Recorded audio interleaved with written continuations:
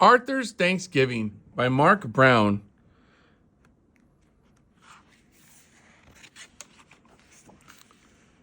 Arthur's Thanksgiving by Marc Brown, a Trumpet Club special edition. Arthur's class was so quiet you could hear a pin drop. Mr. Ratburn was about to announce the director for the Thanksgiving play, The Big Turkey Hunt. Arthur chewed his pencil. "I hope he picks me," whispered Francine. They all held their breath. "I've chosen Arthur to direct the play," said Mr. Ratburn, and he handed Arthur the script. "Me? The director?" said Arthur. "Oh, no," grumbled Francine. "This is going to be a disaster." Arthur's first job as director was to assign parts. The narrator would have the most to say, but the turkey, the symbol of Thanksgiving, had the most important role of all. Secretly, Arthur was glad that he wouldn't have to be the turkey. But who would play the part? At lunch, Francine gave Arthur 2 chocolate cupcakes. She wanted to be the narrator. Buster even let Arthur borrow his Captain Zoom spaceman. He wanted to be Governor William Bradford. Being the director seemed like fun. Arthur thought Francine would make a good turkey. "Never," said Francine. "I want to be the narrator. Besides, I have the loudest voice." No doubt about that. Francine would be the narrator. Arthur showed Muffy a drawing of the turkey costume. "Lots of feathers," said Arthur. "It's a very glamorous role." "Yuck! Vomitrocious!" squealed Muffy. "I should be the Indian princess. I have real braids." "Brain, I've saved the most intelligent part for you," explained Arthur. "No way will I be the turkey," answered Brain. "I'll be the Indian chief." "Buster, you're my best friend," began Arthur. "The part is real easy, only 1 line, and it's the best in the play."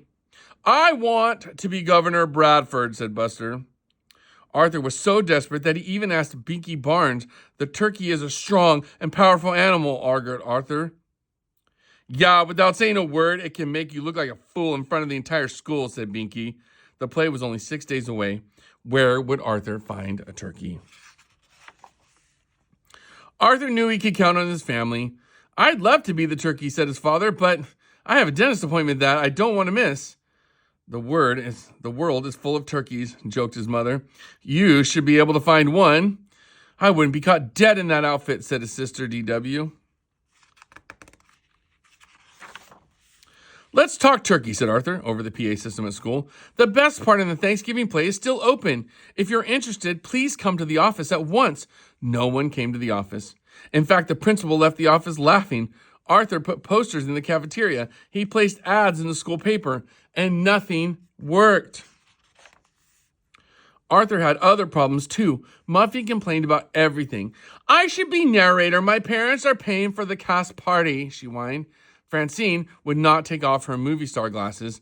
"They're good luck," she explained, but she was having a hard time seeing what she was doing. Buster couldn't remember his lines. In 1620, he recited, "We sailed to America on the cauliflower."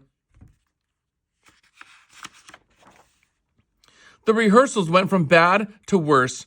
When the Pilgrims and Indians decided to celebrate their friendship, said Francine, they began to hunt for a turkey. "We cooked beans and pumpkin pies," whispered Sue Ellen, and the Pilgrim men went off to hunt for turkeys.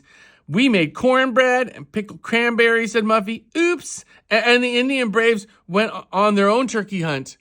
Then it was time for Francine to present the turkey.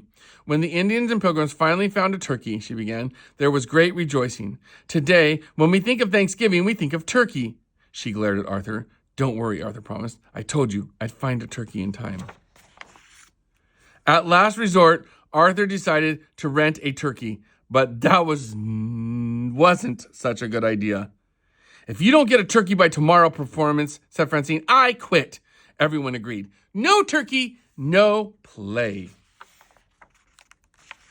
Arthur went home to think. He thought about turkeys while he did arithmetic. He thought about turkeys while he played the piano. And he thought about turkeys while he and DW did the dishes. "Boy," said DW, "if you want something done right, you have to do it yourself." The next morning, Francine, Muffy, and Buster stood before Arthur. They weren't taking any chances. "Do we have a turkey?" they asked. Arthur just smiled. The whole school filled into the auditorium. Ooh, said the turkey when the lights went out. Shh, said the teachers as the curtain went up.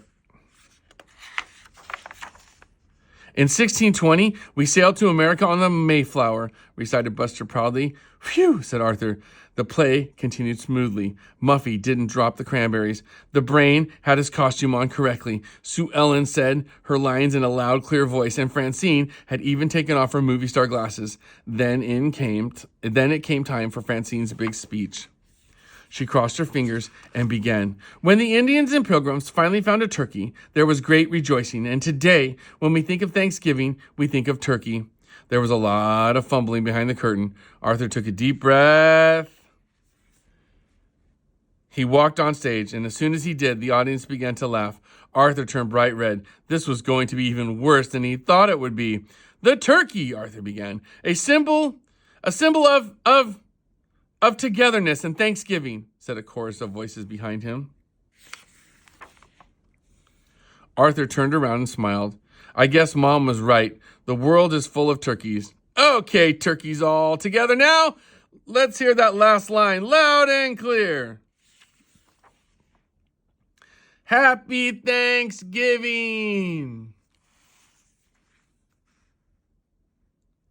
Arthur's Thanksgiving. I hope you love this book.